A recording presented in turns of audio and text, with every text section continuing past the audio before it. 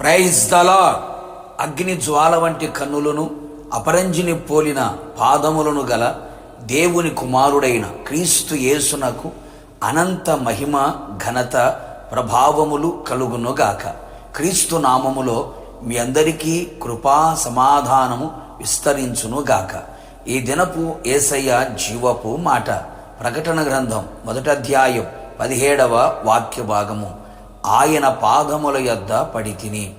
యేసయ్య చేత ప్రేమించబడిన వారు చీకటిలో నుండి ఆశ్చర్యకరమైన వెలుగులోకి పిలువబడిన వారై ఆయన గుణాతిశయములను ప్రచురము చేయుటకు ఏర్పరచబడిన వంశముగాను, రాజులైన యాజక సమూహముగాను, పరిశుద్ధ జనముగాను, దేవుని సొత్తైన ప్రజలుగా ఉండి ఈ ఆత్మీయ యాత్రలో యేసయ్య వైపు చూచుచు ఆయన అడుగు జాడలలో నడుచుచు ఆయన వలె ఉండుటకు రూపాంతరము చెందుతూ నడిపించబడుచున్న ఆత్మీయులారా, ఆత్మ సంబంధులారా, మనమందరము ఎల్లప్పుడూ ఆయన పాద సన్నిధిలో నిలిచి ఉండవలెను.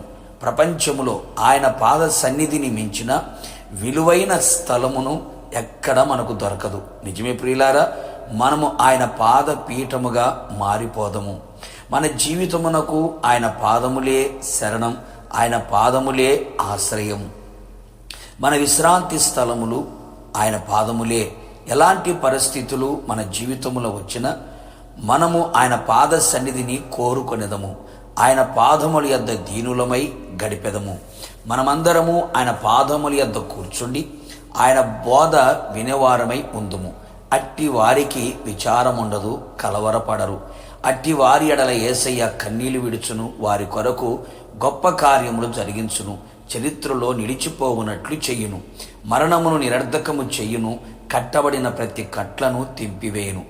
ఆయన మనకు బోధకుడై ఉండి నడవవలసిన మార్గమున నడిపించి పరమునకు చేర్చును.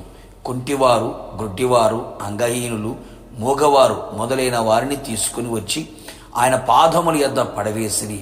ఆయన వారిని స్వస్థపరచెను. వారు మాటలాడిరి, చూచిరి, నడిచిరి, బాగుపడి ఉన్నారు కదా. నిశ్చయముగా ఆయన పాదముల యొద్ద పడిన వారందరినీ ఆయన శారీరక, ఆత్మీయ, మానసిక స్వస్థ చిత్తులుగా చేయును. ఎట్టి విధములైన వ్యాధులైనను బాగు చేయును. పునరుత్థానుడైన యేసు వారిని ఎదుర్కొనగా వారు ఆయన పాదములకు మొక్కగా యేసు వారిని భయపడకుము అని సెలవిచ్చెను.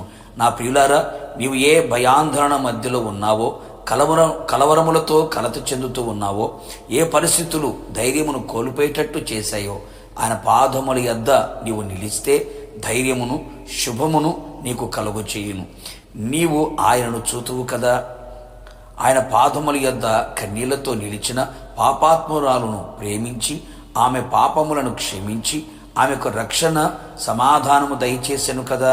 అపవిత్ర ఆత్మల చేత పీడించబడువాడు ఆయన పాదముల యొద్ద విడుదల పొందినవాడాయను కదా.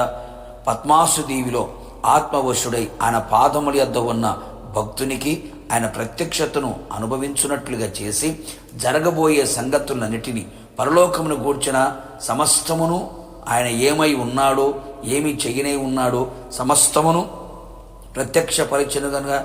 కావున నా దేవుని ప్రియులారా, మనమందరము ఆయన పాదముల యొద్ద నిలిచిన వారమై ఆయన పాద పీఠముగా మారి పరమునకు చేర్చబడేదము.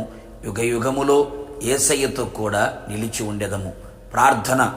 మమ్మల్ని మిక్కిలిగా ప్రేమించిన ప్రియ పరలోకపు తండ్రి, నీ పరిశుద్ధమైన పాదములకి కోట్లాది స్తోత్రము చెల్లించుచూ ఉన్నాం. మేమంతా ప్రభువా మీ పాద సన్నిధిలో, మీ పాద పద్మములపై నిలిచి ఉన్నట్లుగా అపరంజి వంటి పాదములు కలిగిన మీ సన్నిధిలో మేము నిలిచిన వారమై సమస్త మేలులు, ఆశీర్వాదములు పొందుకోవడానికి కృప దయచేయండి.